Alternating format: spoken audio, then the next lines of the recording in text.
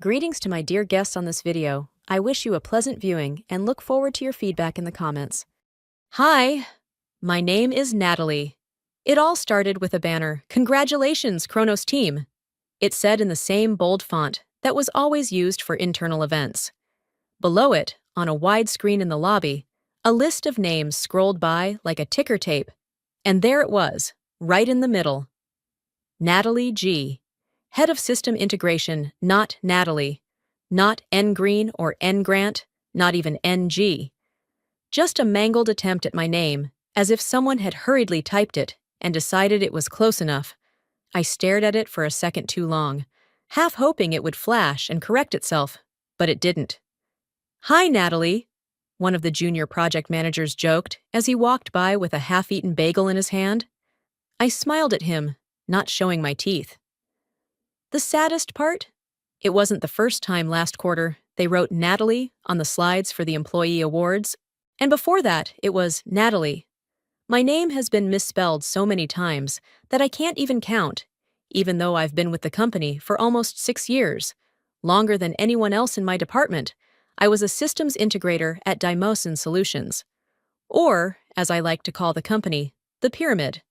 Of course, it wasn't officially a pyramid in the architectural sense, but in terms of structure, oh, definitely. Layers upon layers of managers, assistant managers, senior assistant managers, product coordinators, flexible integration specialists, the people who actually created something, wrote code, configured equipment, calibrated load balancers at 2 a.m. We were so deeply immersed in the structure that we needed holes to breathe. But I was proud of my little corner of the pyramid. Systems integration wasn't glamorous. It wasn't the sexy side of tech, but it was real. It was brilliant. If the company's fancy new SaaS platform was the brain, I was the spinal cord. My job was to connect the modules. I made sure that APIs didn't just shake hands, they hugged. And the thing is, I had just finished something huge, 5 years. That's how long Kronos took. It started with a proof of concept, an ambitious, large-scale backend reorganization designed to unify the entire customer service architecture, version control, permission levels, dynamic rendering pipelines. Everything I designed the framework, connected disparate platforms, and led the integration. Working with 3 CIOs and 2 CEOs, I even built in adaptive logic that could detect and fix broken API dependencies in real time. No one else understood this completely. I had it all in my head, like a nervous system. And finally, it was ready, already implemented, working flawlessly ahead of schedule. But as I stood in front of the bright banner, with my mangled name on it, and watched Ben, who joined the company last year, slap me on the back and make gun gestures with his fingers, I realized something that hit me like a ton of bricks. No one cared. Not really Dylan, the CEO, gave a big speech about visionary leadership and coordinated alignment, which meant he mentioned himself 15 times, the product team 7 times, and the operations team once. The engineers got a polite nod. My name, misspelled, flashed on the screen once and disappeared into digital oblivion. There was no acknowledgement of what it had cost me. My nights, my weekends, the 3 birthdays of my niece that I had missed. The medical issue I had ignored because the implementation deadline was non-negotiable. And the worst part? They were already planning to hand over the project. I overheard 2 product managers talking by the espresso machine in the hallway. "Yeah, I think the handover will happen next month. Operations won't be supporting the Kronos core anymore. It's being transferred to the new DevCloud team. You know, the newbies' fresh perspective." A fresh perspective. As if we were just meat to be reprocessed. I returned to my desk, passing by the holiday donuts that no one had offered me. A taste of my workspace, if you could call it that, was a converted server room with 2 standing desks and a window that looked out onto the air conditioning system. I sat down in my chair, looked at the monitors, and opened an email titled Final Kronos Project Report. Here it was, my last achievement, my legacy, only it wasn't, not quite. Because at the heart of Kronos, humming quietly in the deepest layer of the logic stack, was the final component, the license bridge, The thing that allowed the entire system to interact with our oldest customer databases. No one paid any attention to it because it just worked quietly, flawlessly. But that bridge? It wasn't company property, it was mine. I wrote it 3 years ago in my spare time, using my own design. Sign didn't have the budget for it back then, and the CTO said, "If you can make it work, go for it." So I did. I licensed it under my name and gave the company unlimited rights to use it for 5 years. 5 years. That's exactly 5 years. The license was expiring in 3 weeks. I checked the time to make sure. Then I leaned back in my chair and stared at the screen, feeling strangely calm. Because I had just been kicked out of a party I threw. I had been quietly and efficiently erased, as if I were just another obsolete component that needed to be removed. But they didn't know one thing. I never give anything away for free, and in 3 weeks, Kronos would remember who created it. They didn't know. That was the part that kept looping in my mind as I sat at my desk the Monday after the banner debacle, sipping lukewarm coffee and watching a dev ticket titled Performance Lag Module Sync Delays ping into the system. They didn't know because I'd made sure they couldn't. Flashback 4 years to a different office and a different version of me. Still hopeful, still foolish enough to think a good idea would earn respect. We were deep in the early phases of Kronos back then, and the problem was already obvious.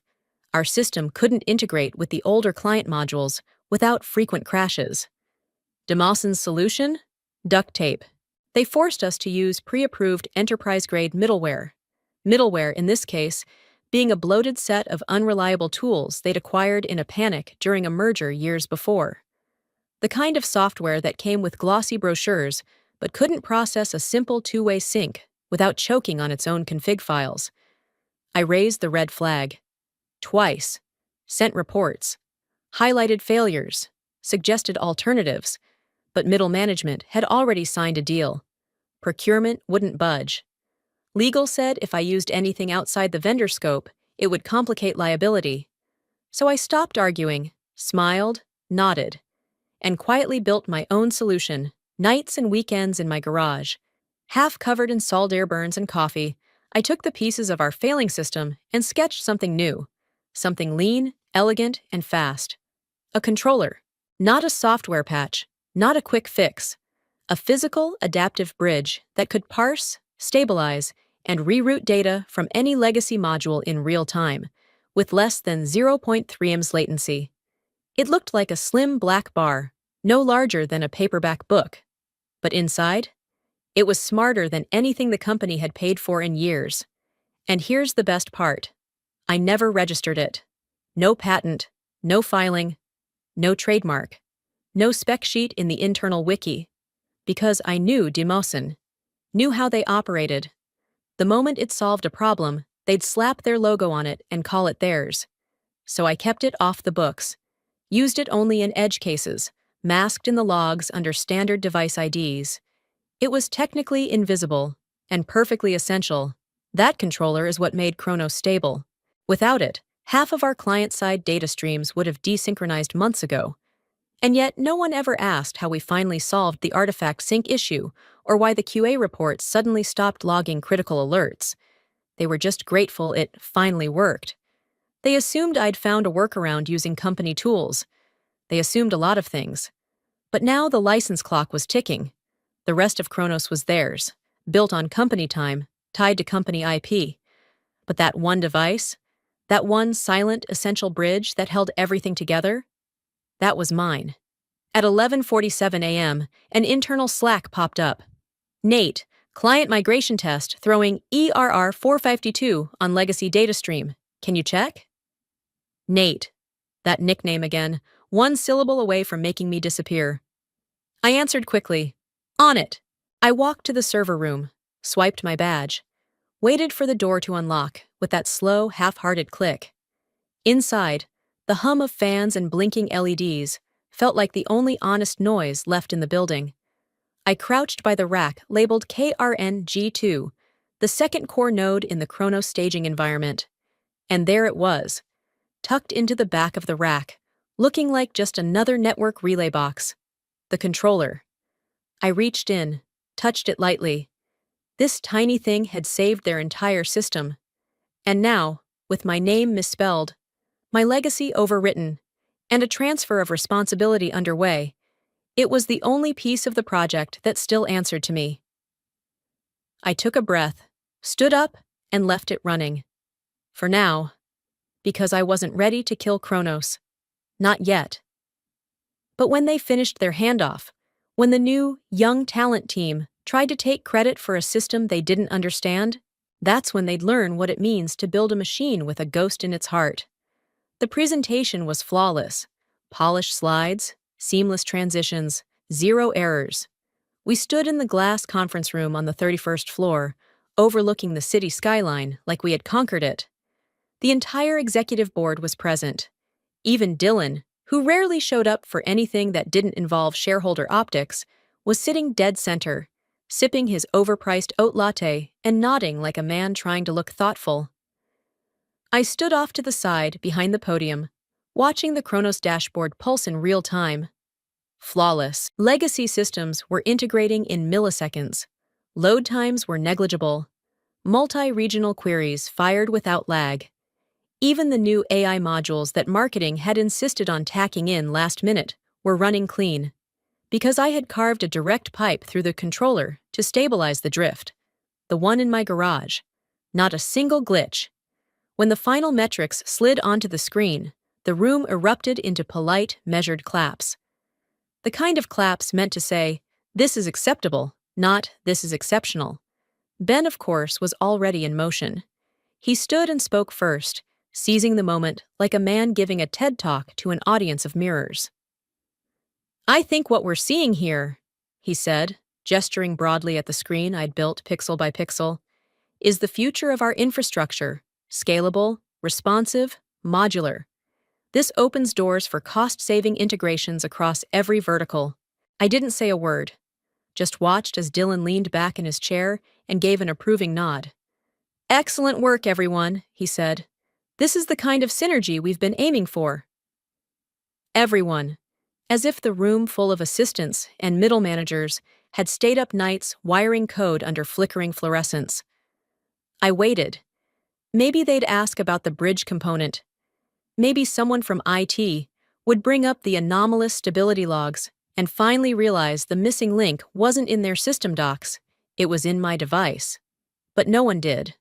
No questions, no debrief, no recognition. Instead, Dylan stood up, closed his tablet, and offered the room one last winning smile. "All right, next steps. We'll transition Kronos to DevCloud starting next Monday. Ben, your team will take point. Let's keep momentum up. We've got expansion eyes on us now." He turned to me for the first time all meeting. "Natalie, great to have your help getting this across the finish line." "Your help." I nodded once. A short mechanical movement. My throat tightened, but I smiled anyway. "Glad it's working," I said, because that's what I was supposed to say. Because "you'd be drowning without me" didn't fit the brand voice. When the room cleared, I gathered my laptop and left without speaking to anyone. Back at my desk, my screen had already logged itself out. "Unusual," I signed back in. "Password invalid." I tried again. Still invalid. Then I noticed it. My access badge blinking red against the reader for the secure project folder. I was locked out. I stared for a long moment, then opened my email. There it was. Subject line: Transition of role, systems integration, lead no greeting, no signature, just, "Effective immediately, your responsibilities on the Kronos project will be reassigned to the DevCloud team.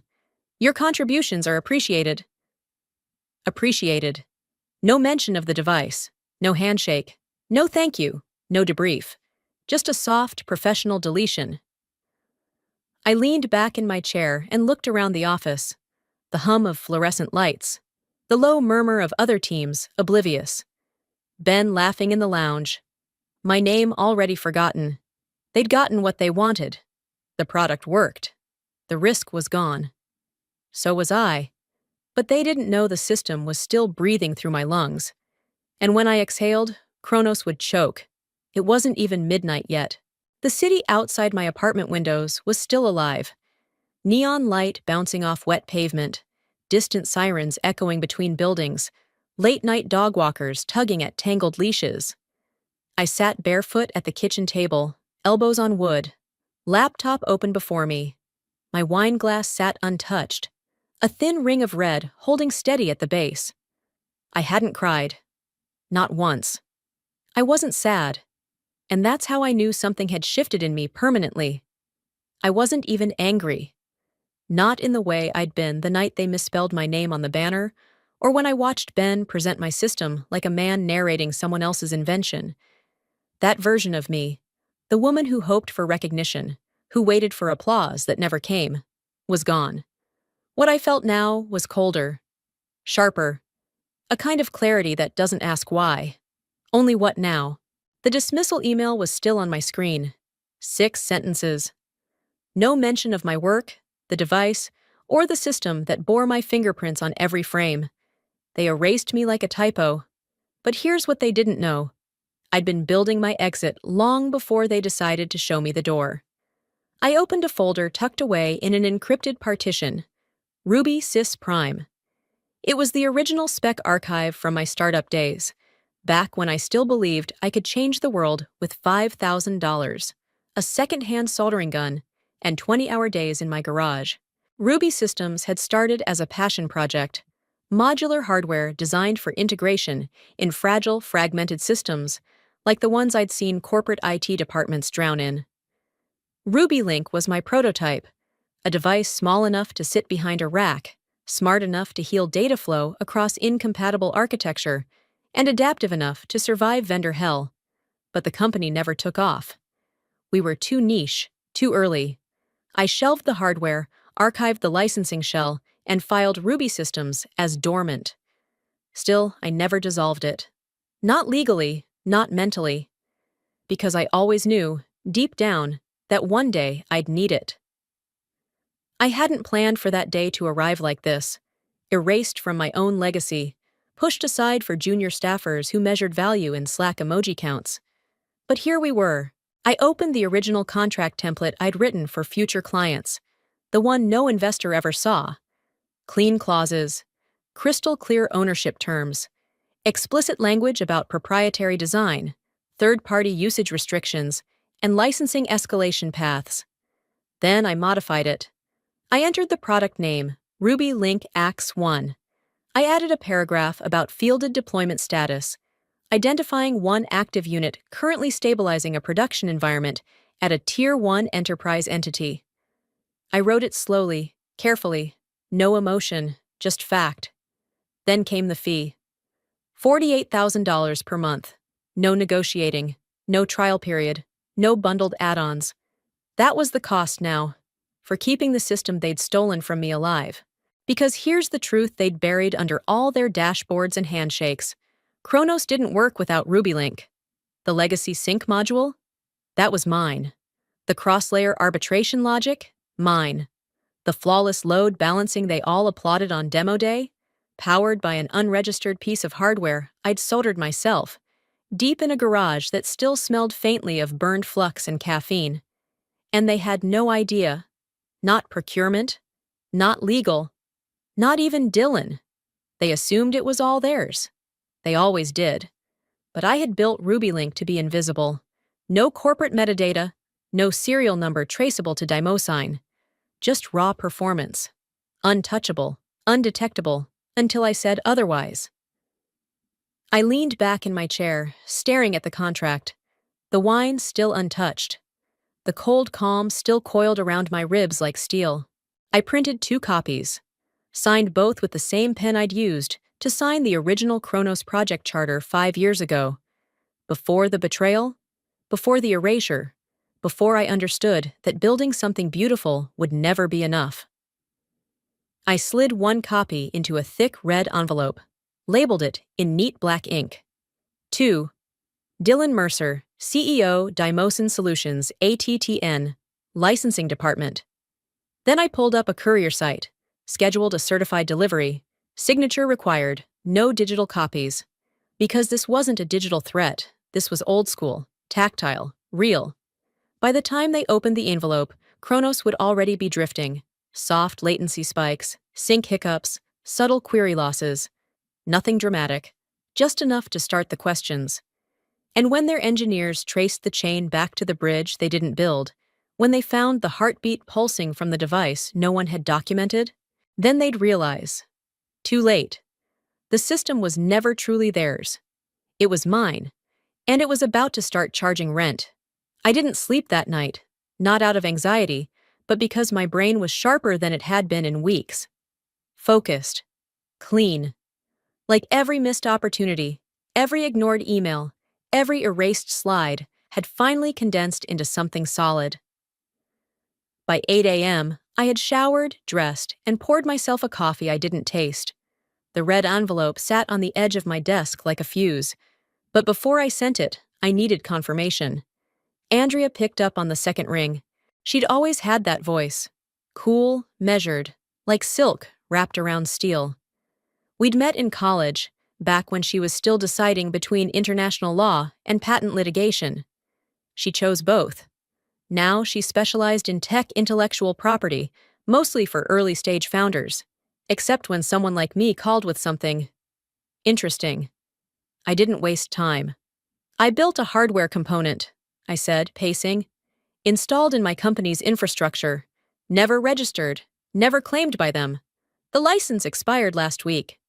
What does it do? She asked. Stabilizes cross-system communication. Without it, core functions degrade, fast. And they don't know it's yours? They don't even know it exists. I heard a pause, then, send me everything. I already had. Within minutes, she was combing through my folder. The original schematics, the Ruby Systems registration, the time-stamped prototype photos, the dormant LLC documents, the clause I added to the license, stating that failure to confirm extension would trigger service termination.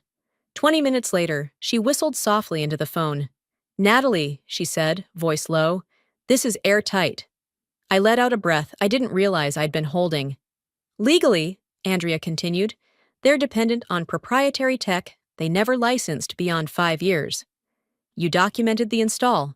You retained IP. And your controller isn't integrated into their code base. It's a parallel process, clean and isolated. They can't argue ownership. If they try to reverse engineer it now, that's a breach of trade secrets. If they ignore the invoice, that's contract violation, assuming they open it. They'll open it, I said. A beat. Are you sure you want to go this route? Yes, I said quietly. They didn't just cut me out. They built their future on my work. They want Kronos without me. I'm just reminding them they don't get to erase the engineer and keep the machine. Andrea's smile was audible. Then do it clean and back it up. Already on it. After the call, I returned to the RubyLink control panel. The interface was bare bones, just a dashboard with system vitals, latency maps, and one blinking line of text. License status. Expired. I clicked into the admin console, typed in my master credentials, and then, without hesitation, I initiated the update. The patch wasn't aggressive. It didn't destroy anything. I wasn't vindictive like that. All it did was introduce a single new condition. If license your status active, then system shutdown. True. Delay 96 HRs. Once the patch deployed, a 4-day countdown would begin. The device would continue functioning normally, graceful, silent, invisible. But the clock would be ticking. If the license wasn't confirmed through the secure Ruby Systems portal by then, the bridge would dissolve, sync would fail, data streams would bottleneck and collapse. Kronos wouldn't crash dramatically. It would simply slow to a crawl, then halt. And no one inside Demosin would know why. Unless they asked me. Which they wouldn't. Not yet. They still believed they'd moved on. That I was gone. Erased. But ghosts have perfect memories. I closed the panel, hit deploy. The countdown began. 96 hours. I sent the red envelope and waited. The first symptom was so small it didn't even register as a warning. At exactly 9:08 a.m., the automated picking system in one of our Midwest warehouses delayed its first cycle by 6 seconds. 6 seconds. Not enough to trigger an alert. Not enough to spark concern. But enough to make one of the floor managers blink at her screen and mumble, "That's weird." She submitted a quiet ticket. Just a few lines. Cycle lag noticed in load bay 4. Possibly sensor-related? Ben marked it non-critical, flagged it for review next week, and moved on. But RubyLink didn't, because by then, the timer had been ticking for almost 24 hours. 72, 12:05 remaining. From my apartment, I watched the dashboard slowly fill with pale yellow flags. Not errors, not failures, just hesitation. RubyLink had begun subtly withdrawing its harmonizers, those tiny invisible routines that kept legacy nodes and new infrastructure dancing in time. Without them, the data was still flowing, but out of rhythm, out of sync. And Kronos, without rhythm, was a brilliant machine with a slowly cracking spine. By hour 70, the flags were growing. Erratic product routing in Brisbane. Delayed verification on signature tracking in Lisbon. One client in Vancouver reported timestamp mismatches between the dashboard and their API calls. At Dymosin, these issues were still framed as anomalies. Some engineer suggested restarting the internal cache service. Another hypothesized regional server congestion. Ben posted in the team channel with his usual condescension, "Let's not overreact. These are low-impact, high-noise hiccups. Systems normalize eventually." They didn't. Because by hour 65, the Tokyo warehouse reported something no one could ignore. Robotic pallet system paused mid-load. Movement sequence stalled on verification loop. Operators needed to override manually. Translation. The bots froze. The controller had retracted another layer, specifically the sync pulse that confirmed directional commands from the database. It wasn't a bug. It wasn't a glitch. It was a breath held long enough to make everyone start noticing the silence. At hour 60, productivity dropped 8.2% across the logistics cluster. Not catastrophic. Just enough to ruin a client's afternoon. The emails began trickling in. "We're seeing fulfillment delays. Why is our dashboard showing outdated data from 3 days ago? Why did our automated restock pull a dead SKU?" I watched them all unfold. I didn't touch anything. By hour 58, Dylan had his assistant reach out to IT. Not directly to DevCloud, of course. He still thought it was a systems issue. His message was brisk, polite, and sterile. "Please evaluate current Kronos latency. Confirm impact scope. Ensure executive briefing materials reflect system stability." System stability. The irony. Because in Amsterdam, the warehouse AI had begun acting strange. I saw the ticket, flagged by the European lead. Bot units hesitating during product sort, some repeating the same scan step twice. Randomization patterns breaking sequence. It's like they're trying to double-check instructions that used to be instantaneous. They weren't wrong. The bots were unsure. Because the instructions were arriving a half-second too late, and when you're a machine trained to act in milliseconds, a half-second is a lifetime. By hour 54, someone in procurement whispered the phrase no one wanted to say aloud. Client-side perception. Not system health. Not server behavior. Perception. Because at this stage, it didn't matter what was technically broken. What mattered was what looked broken. Clients were noticing. They were asking questions Dymosin couldn't answer. Because they didn't know where to look. The logs were clean. The servers were stable. The queries didn't fail. They just lagged. Like someone breathing slowly through their teeth. Waiting. At hour 50, the Frankfurt branch reported its first full desync. 3 clients, 1 dashboard, all showing different totals for the same dataset. Still, DevCloud flailed. They pushed an emergency patch to the analytics layer, completely missing the fact that the issue was beneath the code. Buried in the layer between systems. The layer I built. Meanwhile, RubyLink kept counting down. 48 G1. That was the halfway mark. From that point on, the degradation wouldn't be gentle. I watched it unfold in real time. Latency graphs drawing jagged peaks where there used to be smooth valleys. Data arbitration reports that once had 99.7% confidence, now barely holding at 82%. And demotion? They were still calling it growing pains. But in conference rooms, behind closed Slack threads, and in forwarded emails, the words had started to change. Escalation. Client risk. Internal assessment. But no one had said my name. They hadn't remembered the missing piece. They hadn't read the red envelope. Not yet. And so, I let the system breathe slower and slower, until the company that erased me began to feel the presence of the one thing they tried to bury: me. The day they published the announcement, I was eating toast in my pajamas. I watched it go live on LinkedIn, then Twitter, then one of those startup-worshipping news blogs that always breathlessly reposts every executive's lunch plans like it's a product roadmap. Demosign unveils revolutionary in-house infrastructure platform. Industry disruption achieved through pure internal innovation. It featured a stock photo of Ben, sleeves rolled and smirking like he'd just solved climate change. The article quoted Dylan describing Kronos as a homegrown breakthrough, proof that internal talent can outperform outsourced bloat. No mention of me. Of course. No mention of the 5-year crawl through broken middleware, of the controller humming like a ghost in the racks, of the night I worked until 3 a.m. after my mother's second surgery because I couldn't risk missing the patch window, of the pieces I bled into the seams of the system they now called pure innovation. I didn't get angry. Anger is noisy. What I felt was silent, heavy, surgical. I took out the signed licensing contract again, printed on the thick, smooth paper Andrea had insisted I use. I reread the clause, plain, airtight, undeniable. In the absence of formal renewal within 21 days post-license expiration, all runtime activity governed by the RubyLink Ax1 controller will cease. They were already on day 2 of the public victory lap, so I added something, a small yellow post-it note, written in my cleanest handwriting with a felt pen.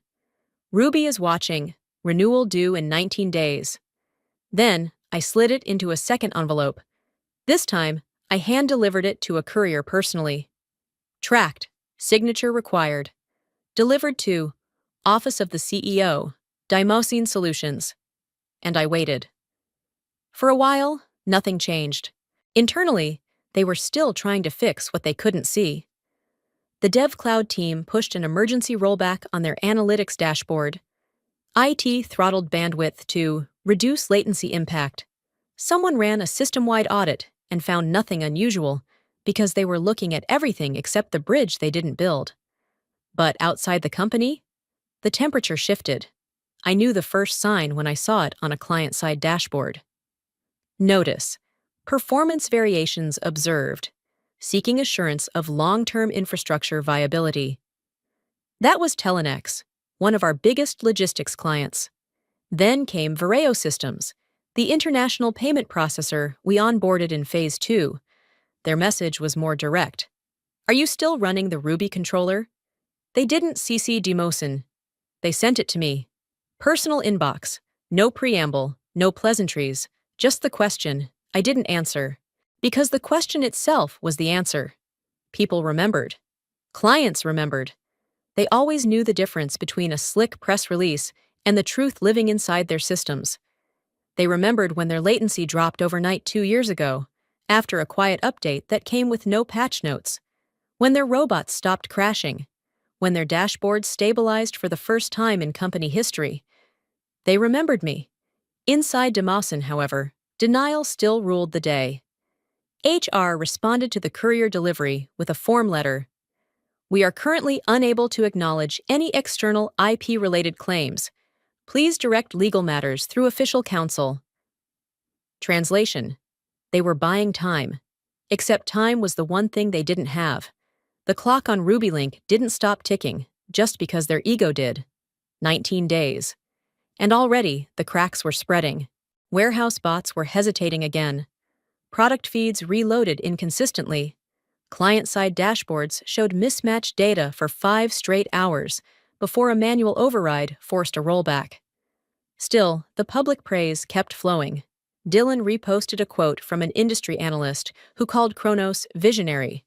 I took a screenshot, filed it into a folder called PR versus System Logs. I added timestamps, added screenshots from the Ruby link backend. Each lag spike mapped precisely to the same hour the press releases claimed flawless performance.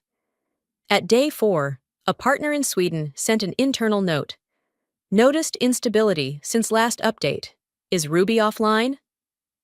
I didn't respond to them either, because I wanted the answer to come from the inside, from someone who walked into Dylan's office, holding that yellow post-it with white knuckles, saying, "What the hell is Ruby and why is it shutting down our system?" But that hadn't happened yet, because they were still denying it, still believing in their own press, still pretending that brilliance could be faked with enough LinkedIn claps and press release polish. But in 19 days, or maybe sooner, the silence would be too loud to ignore. Because ghosts never shout. They just flip the switch. It started with an email. Subject: request for clarification, urgent. No greeting, no signature, just a short message from an infrastructure oversight consultant who didn't exist on the org chart a month ago. We're reviewing recent architecture questions and would like to confirm if the Ruby Link Ax1 unit you previously referenced is actively required for Kronos stability. Please respond at your earliest convenience. I didn't respond. At that point, the dashboard showed 14 days left. The latency map looked like a seismograph on the brink of quake. Green lights were becoming orange, orange teetering into red. Still, I waited. Then came a Slack ping through my personal account. Ben. Hey, just wanted to check in. I think there may be some miscommunication about the licensing thing. Happy to chat. Happy to chat. Like we were old friends. Like he hadn't white-knuckled my work into his portfolio and called it vision. I let the message sit. Unread. At day 9, Dylan's assistant called me directly. I watched the screen light up on my phone, her name clear and trembling in white font. Carly, exec office. I let it ring. She tried again. Then came the voicemail. Hi Natalie, it's Carly. Dylan asked me to reach out personally.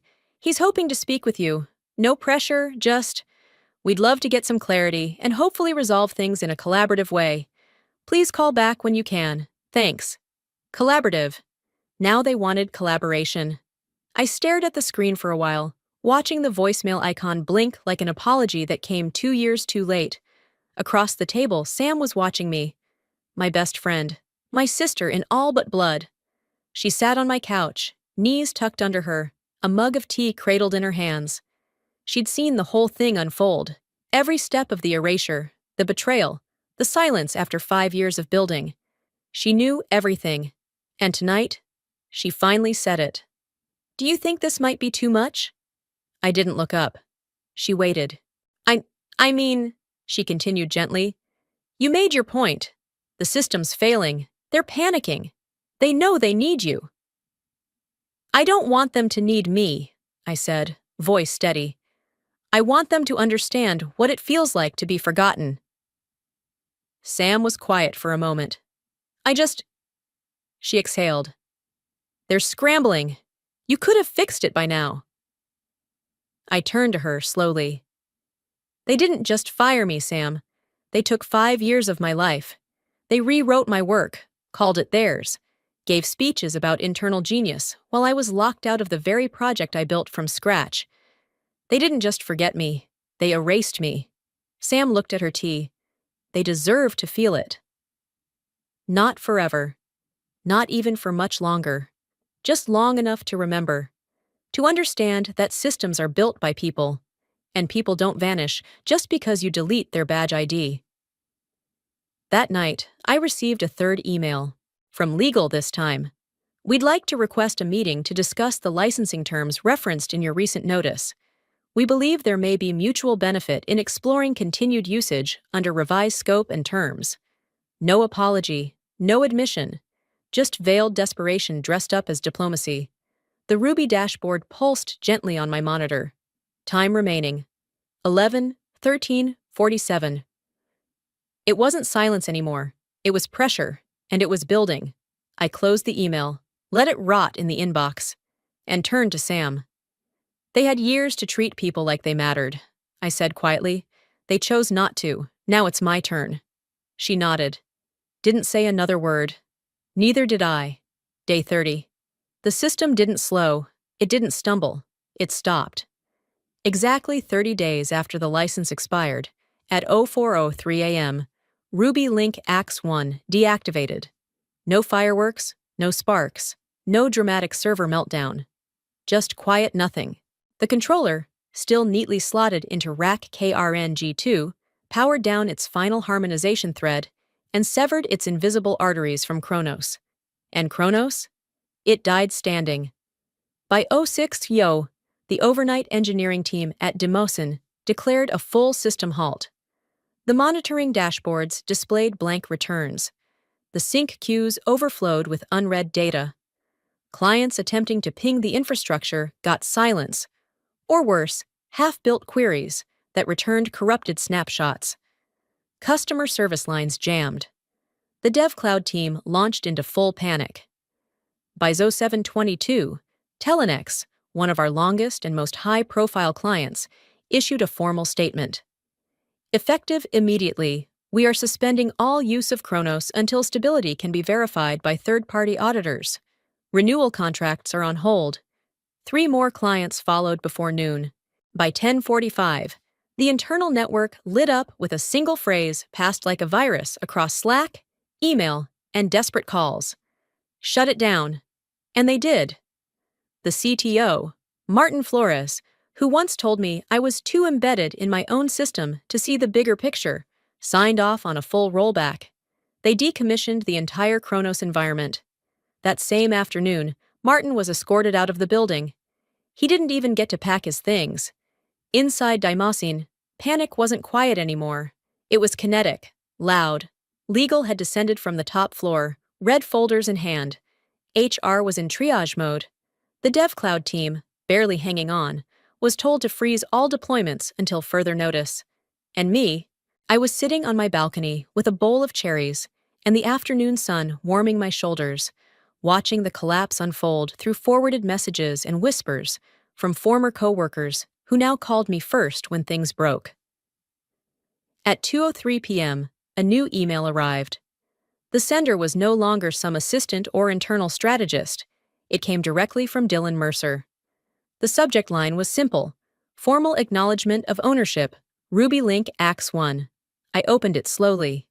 Inside was a PDF attachment, a notarized statement from Demosin Solutions, signed by Dylan and their new interim CTO, acknowledging that the Ruby Link Axe 1 controller had been deployed without a permanent license, that the proprietary design was authored, maintained, and owned exclusively by Natalie Green, that the company had directly benefited from its use for a period of 5 years without filing permanent ownership transfer.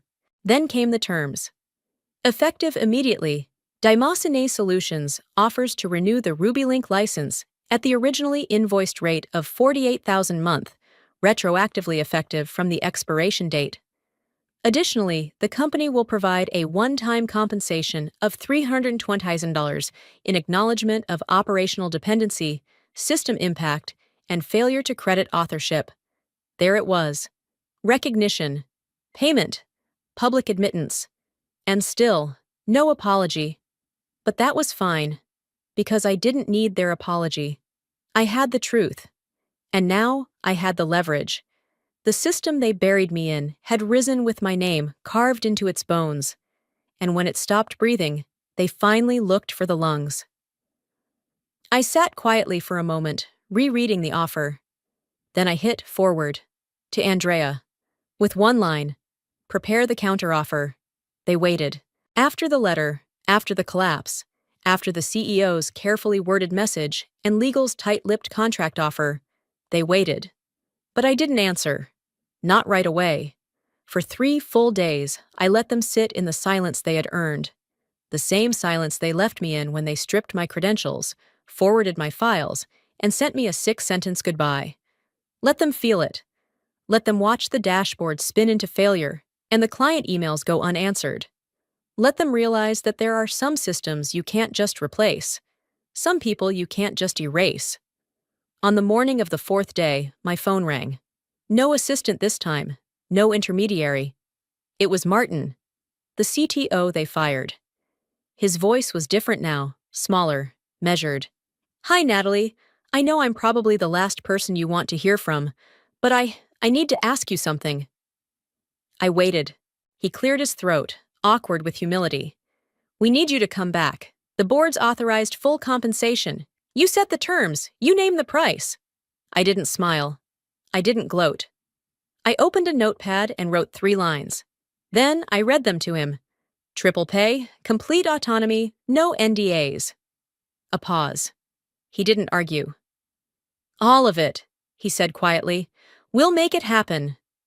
And they did, because they had no choice. When I walked back into DeMawson headquarters, it wasn't through the employee entrance. It wasn't with a badge. It wasn't with anyone else's permission. It was with authority. The board had ratified the agreement the night before. The moment I stepped onto the 31st floor, it was no longer their building. It was mine. Not technically, no.